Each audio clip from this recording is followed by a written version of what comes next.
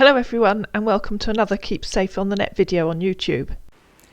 In this video I'm going to introduce you to Fred. Fred's hopelessly in love with my alter ego. Fred introduced himself on a Monday lunchtime by saying, "Hello beautiful." He then sent Annie a selfie. Annie liked what she saw, so she asked him where he lived. And he said, Los Angeles, California. Bear that in mind as we go through this video, because Los Angeles is 8 hours behind the UK in time. Before long, Fred was telling Annie, "I'm widowed with 3 lovely girls who school in Belgium, my dear. They are the reason behind my every smile, and my mother too. My wife passed away 3 years back, and since then it been hell for me, but life goes on, my dear." A typical sob story told at the start of the scam to gain the victim's sympathy. Annie asked Fred what he did, and he said, "I'm a private construction engineer. I mainly deal with the designing, planning, construction and management of infrastructures such as roads, tunnels, bridges, airports, railways, facilities, buildings, dams, utilities and other projects. A very difficult job, but a man has got to earn a living." Very impressive, until you copy and paste what he said and put it into a well-known search engine. And then you find he just copied it from Wikipedia. He carried on chatting to Annie, and by the early hours of Tuesday morning was starting to declare his love for her. In case you're wondering, all these love messages are also copied and pasted.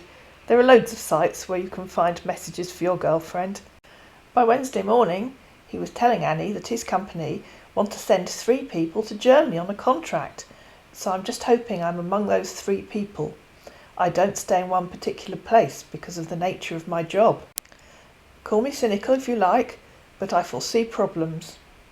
The kind of problems that will probably require Annie to send him money.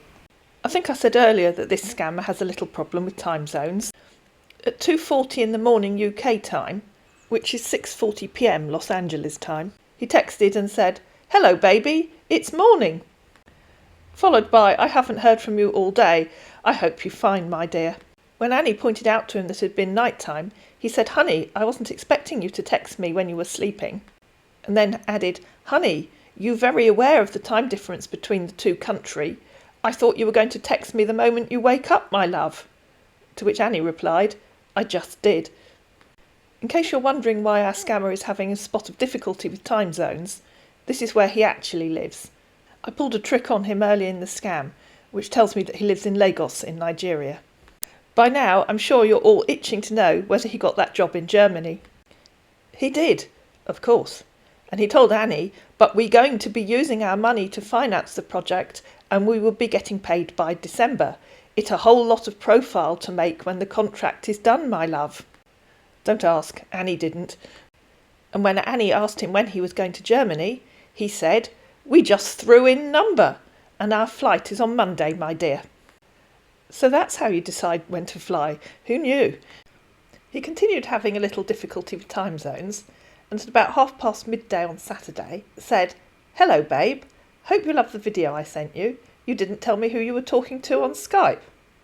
Annie made a mental note that it was 4:30 in the morning in Los Angeles, but decided against asking him why he was up in the middle of the night. While we're talking about difficulties with time zones, at about 6 PM UK time on Saturday, he and Annie got chatting about the contract in Germany again. So Annie asked if he knew the people that he was going with already, or whether he'd have to get to know them. And he said, "I'm actually with one of them right now, my love," and sent her a photo of 2 gentlemen in a restaurant, having lunch or dinner. It was 10 AM in Los Angeles. He carried on sending Annie love messages on Sunday morning, and she ignored him till mid-morning, when she told him that she'd just come back from the supermarket from doing the shopping, which turned out to be a very fortuitous thing to have said, and I'll tell you why in just a minute. Meanwhile, he said, "My daughter Sophia is asking for you emails so she can text you, Reno, I told you, they school at Belgium and tomorrow is Sam's birthday and I'll be on the plane heading for Germany. He actually said I should get him something and I don't know how to go about it." No, Annie didn't understand that either. And remember, at the start of the scam, he told Annie he had 3 daughters. So of course Annie asked him who Sam was. In fact, she had to ask him 4 times before he finally said, Sam is this kid they met at school in Belgium, so he likes to call me Dad whenever I talk to the girls. He's not my biological son, my dear. And then he started fishing to see if Annie would start sending him money, saying, Sam asked for an iTunes card to be playing some video game, and I won't be able to get it for him tomorrow since I'll be on flight. I'm just confused, right, honey, what can I do? Annie didn't want the scam to end there. She's waiting for the serious sob story, being imprisoned in Germany or having his money and wallet stolen. So she said, I'm sure he won't mind waiting. I think you can buy iTunes online and send him the code. That's probably the easiest thing to do. Then you can email him the code today. Trying again, the scammer said, those ones bought online doesn't work, honey. The last time I sent one to Sophia, she couldn't make use of it, so I have been getting from the store to send them, my love. I don't know if you can get me one from the supermarket, my love, and I will pay you back, honey. Nice try, sunshine. But Annie's already told you she's been to the supermarket today, and you've just told her the online ones don't work, so you can't ask her to buy you one online. So Annie said, I'm not going out again today, sorry. I'm sure he won't mind waiting till you get to Germany. If you get Sophia to email me, I can explain to her that Daddy will get the card when he gets to Germany. Defeated, all the scammer could do was reply, thanks, my love, you're simply the best. I was making this video as the scam progressed. Once he got to Germany, his sheer lack of imagination was something of a disappointment. Annie asked him if he was staying in a hotel or an apartment, and he said he would be moving into an apartment tomorrow, and added, but there is something I need you to do for me, my dear. I don't know how it happened, my love, but it seems you're still going to help me out with that gift card. I don't know how I misplaced my wallet with my credit card in it and some cash. I have checked, my dear, and it nowhere to be found. Just help me out, my love, and I will repay you back, my love. Well, we knew he was going to ask for money, didn't we? The scammer then got into a prolonged discussion with Annie, desperately trying to get her to send him an iTunes card. Honey, please just get for me online. I want to activate my online banking. I will give you back your money. Annie asked him which bank accepts iTunes cards, and he said, Chase Bank does. Honey, will you help out here or not? You making me feel less of a man. Annie said she didn't feel comfortable sending money overseas, and said, I'm sure if you contact your bank, they'll send you a replacement for the card you've lost. Then Annie asked if she could use MoneyGram. She said, we do have an outlet just down the road from me. Would that work? Mother and I have used them before, so I do trust them. The scammer said, I don't need your money. Yeah, right. I just need that iTunes card.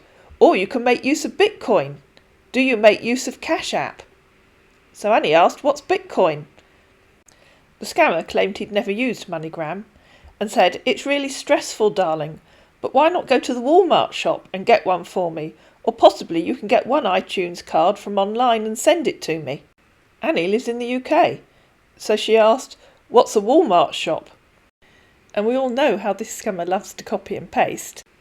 So he very helpfully found the Walmart website and said Walmart Inc.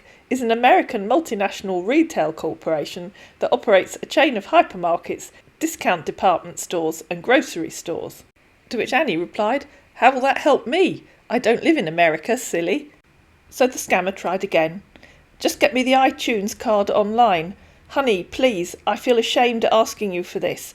Just get me the iTunes card online, my love, please. Remember a few days ago, he told Annie that he couldn't send Sam an iTunes card online because the online ones don't work. So Annie said, but you already told me the online ones don't work. You aren't making sense. Obviously, he had to think of a way out of this. So he said, honey, this is different. Why not get it for me and see if it will work or not? You're really stressing me, honey. Honey ignored him. So he said, honey, please, I beg in the name of God. To which Honey replied, I'm not sure that God knows how to use iTunes cards. It's MoneyGram or nothing. So the scammer tried another approach. Darling, what do you think sending the £300 to the agent I normally buy iTunes card from? Maybe, said Annie. Who's the agent? That's the person I do buy my iTunes card from each time I'm in US, but unfortunately they don't sell on credit. OK, said Annie. Who is it? The scammer asked, which details do you need? "I've no idea," said Annie. "You'll have to tell me. How does she want to be paid?" And now you get another quiz. How do you think she wanted to be paid? I'll give you a clue. MoneyGram wasn't on the list. Honey, she gave me two options, Bitcoin and Cash App. She advised that Bitcoin is more preferable since it's faster. Annie said, "I have no idea what a Bitcoin is." "If you do not know how to make use of it, I can teach you," the scammer said. He did a bit of Googling and sent Annie the address of her local post office, presumably because there's a Bitcoin machine there, but he didn't say that. He said, "Darling, can you go there now, please, because I really need to make use of this card." And Annie said, "You said you were going to teach me about Bitcoin. I'm not sure how going to our post office is going to help." In an attempt to try to get Annie to understand Bitcoin, the scammer sent her a video. She watched it and said, "That video doesn't make any sense to me. Why do I need your agent's phone number? And what on earth is a scan wallet QR code?" So the scammer sent her a QR code and a Bitcoin wallet address. Annie looked at the QR code and asked, "Why have you sent me a picture of a knitting pattern?" "Honey," the scammer said, "this is very simple. This wallet I sent you is exactly where you're sending the money to." "But why did you send me a picture of a knitting pattern?" said Annie. "I don't understand." The scammer said, "Why not take your phone there and you will see someone to help you out. That stuff you can a knitting pattern is exactly where you're sending the money to." "What?" said Annie. "Have you been drinking or something? Why on earth would I send money to a knitting pattern?" The scammer tried again to get Annie to send him an iTunes card.